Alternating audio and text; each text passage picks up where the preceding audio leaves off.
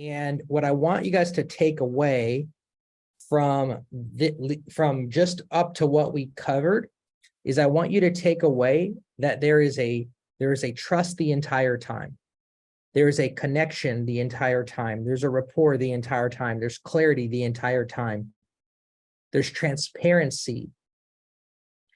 So when you have all of these elements, it only really creates one objection, and that's price. You know, when I talk about sales, you know, a lot of times people think that, you know, they mastered sales. A lot of people think yeah, I know how to sell. I know how to close because I have clients. And then my goal today is to share some, just some higher level skills that you can implement to just make it even better, right? To make you even better, because you wouldn't be here if you didn't know how to sell, because you wouldn't be able to afford FlowChat. So you know how to sell because you're generating revenue in your business. And so the goal is to just get better here. So just to give you a little bit of my background before I dive in, you know, I'm not coined as the sales guy, but I personally, I call it with my own pen, I sell over $1 million a year in coaching services, in consulting services with my own pen. You know, I've been able to figure out a thing or two about the sales process, and my philosophy on sales is that, you know, it's about leadership and not manipulation. And a lot of times when you're learning sales strategies, it's so easy to get into the tactics, but the heart of it is being able to serve and operate in love, because people can feel that, especially if you're selling to women. Women are very keen on motive, and they're very keen on tactics. So it's very important to be able to come from the right place. And we call that the right mind theory. It's when your motives are so pure that you're able to show up with a power and an authority to your calls, because you know that you're truly going to make the decisions in the best interest of the client, and you have nothing to hide or hold back, but you can show up powerfully and serve them. So that's the heart posture that we always come into our calls with. So what I want to be able to do, all right, can you see that there? Yes, sir. All right, cool. So I want to give some context on our training for today. So we are going to train today as if you have, you know, got an inbound lead for a discovery call. How many of you sell through one-on-one discovery call right now? That's how you get your clients. Okay. So we're going to train from that perspective on how to be able to take it from discovery to close within a 30-minute period. That's the goal. That's how long our closes are. Okay. So when we're stepping into the sales environment, the type of energy that we want to come with is there's two types of energy in a sales call. There's here I am, and there's there you are. Okay. We want to be able to open up with the there you are energy. So when we come on that Zoom, it begins the moment your camera is on. So it's, hey, what's going on, Chris? How are you doing? It's there you are energy. So when we're building rapport, you always want your tone and pace to be one notch above the person that you're selling to. So if you notice that they're a high energy person, and you're a low energy person, you want to make sure that you speed up your energy, because if you talk too slow to a person whose mind moves fast, they're going to have a hard time paying attention to you. So you got to boost the speed up at which you're communicating. If you talk too fast and you're dealing with somebody who speaks slow, then you have to slow down your pace, because the speed at which you're talking will overwhelm them and they won't be able to follow you. So you got to be mindful of the pacing, and that's something you're paying attention to so that you could be able to mirror and match the energy of the person on the other line. Okay. So you're now show up to that call with there you are energy, there you are presence. Hey, how are you doing? And what you're wanting to do is just build rapport for just a little bit. Hey, you know, where are you from? Oh, that's so cool. You know, and you're constantly asking questions in the rapport phase. And you're asking the questions, because in every conversation, there's an assessor and there's an assessee. And the assessor is the one that's asking the questions. So whoever asks the questions in a conversation is the one who is leading and controlling the conversation. Whoever's answering the questions is the one being led. So when you're making sales, the goal is to be able to gather data.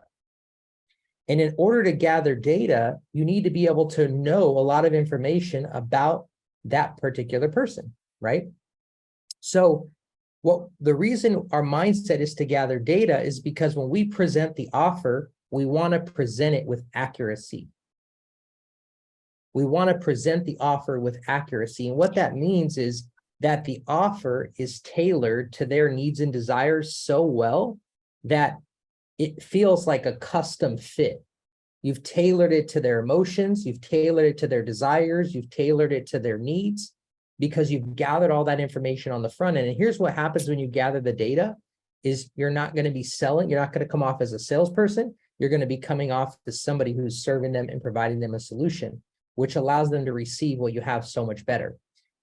Have any of you ever felt that, feel like that icky feeling from like a salesperson before, like they were trying to sell you something? Right? Yeah. So what that comes from is it comes from them trying to prescribe a solution that you didn't admit that you needed help with, or that you're not telling them that you want. So our goal is to achieve some phenomenons in the sales process that eliminate any possibility of that icky feeling throughout the conversation, so that it feels good the entire time for you and for the other person. So in this first step of rapport, you're building that connection, and then we jump into establishing the authority and setting expectations. So this is going to put you in the leadership seat. So what does that sound like? It sounds like this. Well, hey, Chris, so great to be connected here. Hey, I don't know how much about your, my background that you know before jumping on the call, but just in case you don't know, I've been doing this for X amount of years, and I really specialize in helping people grow their businesses, specifically in the area of lead generation or whatever it is that you provide, right? You'll insert that. And so my goal is to be able to, see it, learn about you, see if I can help you. And if I can't, then I'll let you know. Does that sound good? Sounds good. Boom. So do you see how I'm putting the leadership hat on from the very beginning? So now I'm in a position to lead the conversation. The other thing is now they understand why they need to listen to you, because a lot of times when we jump on the calls, we forget to highlight our expertise. So it's important to shine the light on your expertise right in the beginning with your years of experience, why you're credible, why you've been doing this, what you specialize in. And then you'll let them know, if I can help you, great. If I can't, then I'll let you know. Why is that important to say, if I can't, I'll let you know? Why is that important? Who wants to guess? You could just turn on your mic and share. I think it helps build rapport by saying, you talked about not being a salesman earlier. And so it kind of takes away that icky feeling of saying, hey, if I'm not here to sell you anything, if it's not going to be a good fit. So it starts to eliminate that used carsman reputation, if you will. Yeah. So what it does is it takes the pressure off of the buyer from having to make a decision. So we're putting their walls down. So it gives them a way out. And so the buyer constantly needs to feel a way out throughout the conversation so that they don't feel trapped, because when people feel trapped, they close off. So it allows you to lead with an open hand, okay, which builds trust. So once we get their permissions, does that sound good? They go, yes. Okay, great. Well, Chris, one of the things, I'd like to get clear on, what is your goal in your business? So this is a key thing to highlight here is what we're going to do in step 2 is we want to create a frame for them to answer the question in the parameters in which you help them. So I need to take a niche here. Shelly, what is it that your business is about? We help holistic professionals like grow and scale their businesses to 6 and 7 figures. And you said ballistic professionals? Holistic. Oh, holistic. Okay, I was like, oh, you're helping people with guns. No, not really that. Okay, cool. Holistic professionals. You help them grow their business? Yes. Specifically with what strategies? Is it on the lead gen, the system side? Yeah, the first place we help them develop a signature program, a high ticket offer that can help them exponentially grow the business. Oh, perfect. Okay, excellent. So you help them create that higher tier offer. So what I would do is ask this question in the frame at which you can help them. Okay. So Chris, what's your goal? Is it to is it to be able to create a higher level offer so that you can have more margin? Is it so that you could be able to attract a higher level client who can easily afford your program? Is it to be able to make more doing less? So I'm providing the answers for Chris to tell me what he wants. What rookies do is they don't provide the box to play in. So now Chris might answer something outside of the box that I can't help him with. So for example, a bad question would be, hey, Chris, so what's your goal in your business? And if he says, well, my goal is I need a PR team to help me get more exposure, well, that's not something you do. Right. So now you have to re-ask the question to try and reel them in. So when you're asking out what they want, we want them to tell us what it is that they're looking for within the context of how we can help them. Okay, so that's the first phenomenon that needs to take place. They need to admit to you and tell you what they want in the context that you can help them. Okay. So once we identify what they want, we want to figure out, well, why is it an important thing for them? So I would say, well, Chris, it's great that you want to be able to create a higher tier program and be able to have more profit and attract more affluent clients. Those are great goals. Why would you say that's important to you? He says, well, right now I'm working so hard, I'm doing a lot of things and I just feel like I'm not getting paid what my time is worth. I'm doing so many things in the business and I really need to get people who can afford me because I'm jumping on calls and I'm not talking to the right people.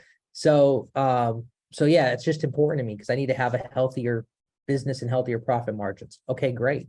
So where are you now and where do you feel like things have been missing? Do you feel like, your offer is not completely dialed in? Do you feel like you don't have the right target that you're dealing with? Do you feel like, your offer could use some room for improvement? I think all of that. I think, my offer could use some room for improvement. I feel like I've been at the same price point for the last year, but I feel like I know I should be charging more. I know that, I probably should be targeting better. So it's a little bit of all of that. So now what we do is that the second phenomenon just happened. They just admitted what the problem was. Okay. So this is key, is that rookies will tell people what their problem is. So they'll say, oh, well, I could tell you why, with your offer, you could easily be charging, $1,000 more, or, I can help you with that, and they'll go into prescribing, right?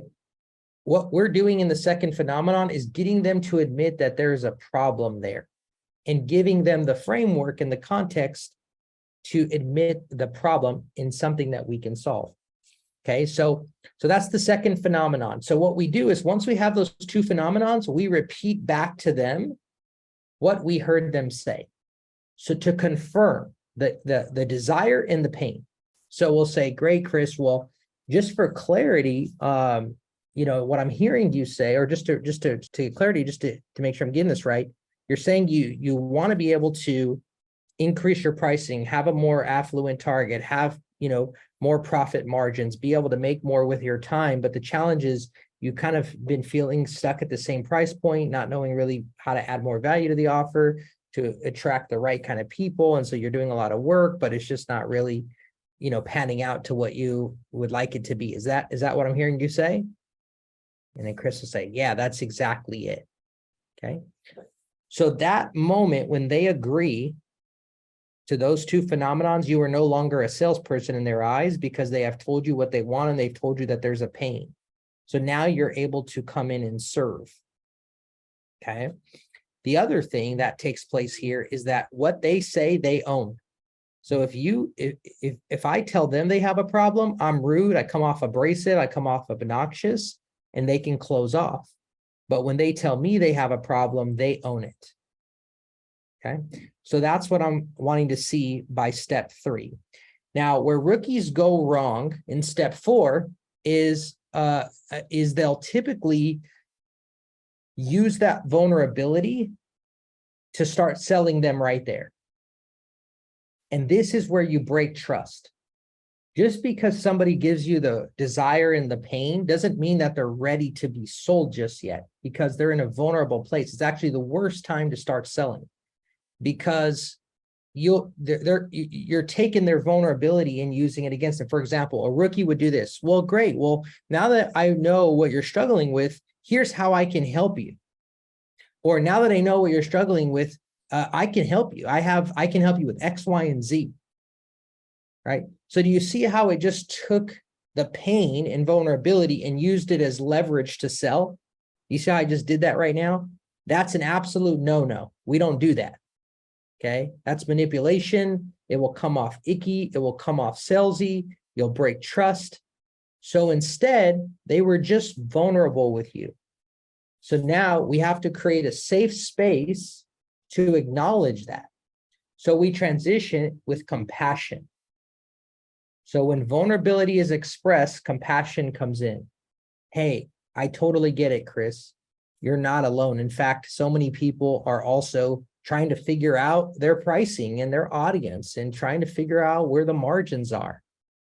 And this is where you move into bridging and mirroring after their experiences. So there's two categories you're going to fall into. Either one, you resonate with your audience's pain and desires because you were once there and you found a way out. But sometimes as an entrepreneur, you don't relate to their pains because you were never there, but you're selling something that you know has worked for your clients. Does that make sense? Is that clear? So if you're selling something where you don't relate to what that person's going through, then say most people, or we have a client. So this is how I would bridge the story. Hey, Chris, I totally understand what it's like to try and figure out your offer, dial in your pricing, and, being able to have healthy margins and get the right people, coming into your business. So you have ease and flow in your sales process. And, I really resonate with that because I remember when I first got started in putting my offer together, I was charging, $500, $1,000 and not really knowing if it was the right price. I was over delivering, doing everything for everybody. But at the end of the day, I was like, man, what am I keeping from this? It was really challenging. So after restructuring my offer, making it more higher tier, I was not only able to keep more profit, but I was able to also attract a higher level client. And I found out that it wasn't actually as much work and stress as I thought. In fact, it actually freed me up. I felt like my time was finally making what it was worth. And it just felt so free to finally be in alignment with where I knew that I was, headed. And so out of that, out of my journey, I ended up creating a program to help people really master that offer, because it was a coach that came into my life that helped me restructure my pricing, restructure my offer, and really helped me set up to scale the way that we are today. So, would you be okay if I share that with you? So the story does all the selling for you, because what's happening in the story is you're mirroring step 2 and step 3 back to the client. So this is the phenomenon the client is experiencing. Oh my gosh, she wants what I wanted. Oh my gosh, she was at or he was at where I was at. Oh my gosh, she went through the same pain points and struggles that I went through. Wow, they found a way out. How did they find a way out? Oh, they had a coach help them. Oh my gosh, I need a coach, or I need a consultant, or I need the service, right? So all of that's taking place in their mind. They're thinking, you're my girl, or you're my guy, because you get me. So that mirror takes place. The story is doing the selling for you. That's why when I get on a call, I don't have to think about the sale, because I'm just mirroring the story. It's the story that's selling it. Okay. So before I go any further, what are some takeaways that y'all are having in these first 4 steps? What are the takeaways that you are taking away? You could just turn on your mic and share maybe an aha or a takeaway. Yeah, I can go. Sean and I spoke yesterday about a problem, story, solution. And this is just completely overlaying that. I think the most important thing is not getting too far ahead of yourself when you start hearing the pain, and you just want to go right in and sell them right when they're there, and making sure that this is the right time for them and not jumping that gun too quick. So that's all I got. 100%. Yes, exactly. Absolutely. Does anyone else have any ahas or takeaways or great reminders? Just by repeating what they said instead of like assuming, because everybody has their own interpretation of what somebody is saying. So instead of, possibly coming off as offensive because you assumed wrong, just repeat so that you're getting that clarification. 100%. Yeah. Getting that. And sometimes they'll correct you if you get it wrong. They'll say, well, actually, it's more this. And that will help you have more accuracy when you're presenting the offer. Yeah, I'll echo that. I think the repeat back what you're hearing is one of the most powerful, like, not talked about sales moves of all times. And again, Adam, you and I share a love of sales, and I can tell you that when you repeat something back to somebody and you get it wrong, I actually intentionally sometimes get it wrong on purpose, because it also creates this more advanced selling move of what they call the rescue, when the prospect has to come in and rescue what you messed up on. But if you do it intentionally, now you have like a total spin kick because you're like fully in rapport the whole time. And I love what you share here, because like nobody talks this way. When you do it in your fashion, in the system that you're talking about here, like it works every time. 100 out of 100, man. Sweet. Yeah. Yeah. So after step 4, that they want to buy because they're still intrigued, they're drawn in.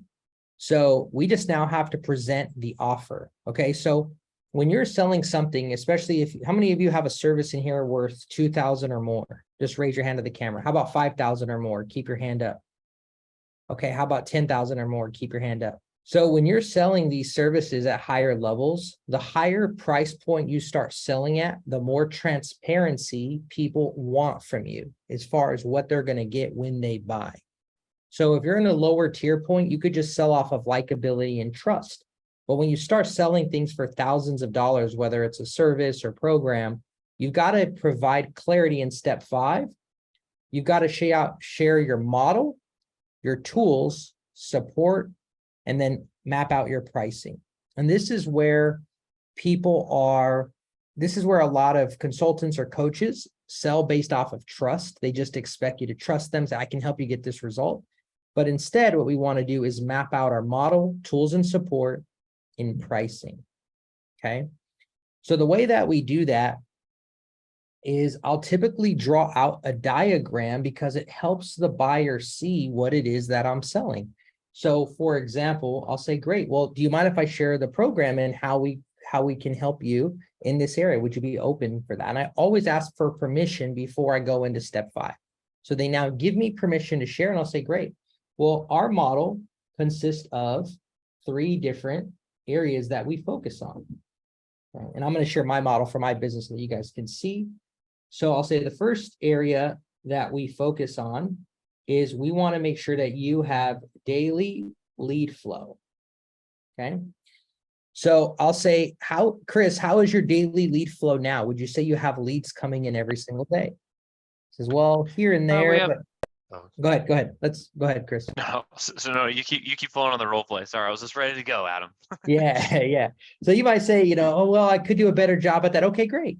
Well, one of the other things that we focus on is our lead nurture. So how would you rate your ability to nurture your leads once you have them, like consistently emailing them and turning them into a client?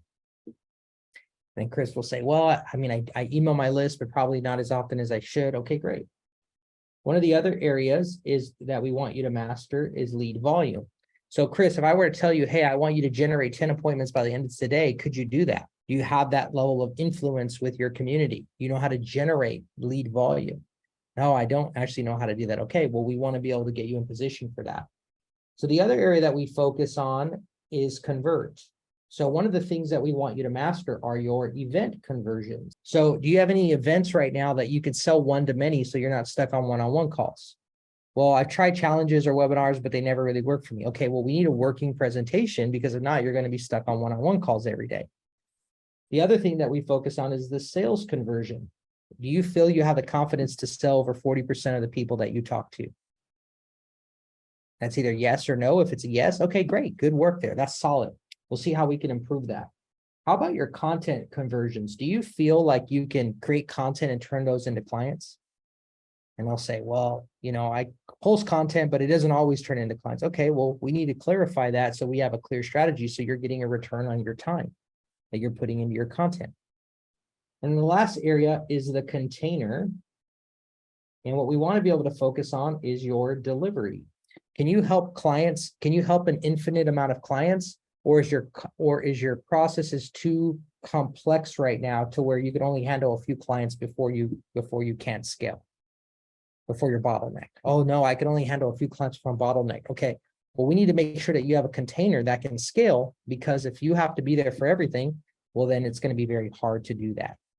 Okay. So one of the things that we want to help you focus on is leverage systems. How well would you say you have systems in your business for people to step into and duplicate what it is that you're doing? Oh, well, I mean, I have some systems in place, but I think I could do a better job at that. Okay, great. And the last area that we focus on is delegation. Do you have the right people on your team that can generate leads for you, market for you, sell for you? Or are you doing everything yourself? Well, I'm doing pretty much everything myself. Okay, so we want to help you master that too. So these are the skill sets that we focus on to help you develop a 7-figure business so that we can get you to your first 100K months. So is that clear, Chris, on how we help you build a 7-figure business in the milestones that we're focused on? Okay, terrific.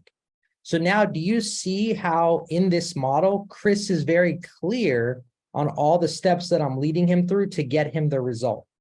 You guys see that, how there's transparency there? So each one of these that I listed here, I'm going to check mark them. All of these check marks are results and they're milestones.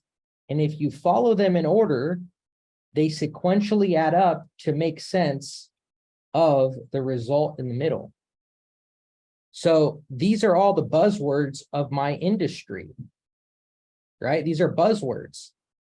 So the entire thing is a marketing model that gives so much clarity to the buyer that they are like, oh my gosh, I need help in these areas because I haven't mastered them yet. So it also serves as a self-assessment as we're going through this so that they can acknowledge, wow, there's things I haven't mastered yet. There's things I haven't learned.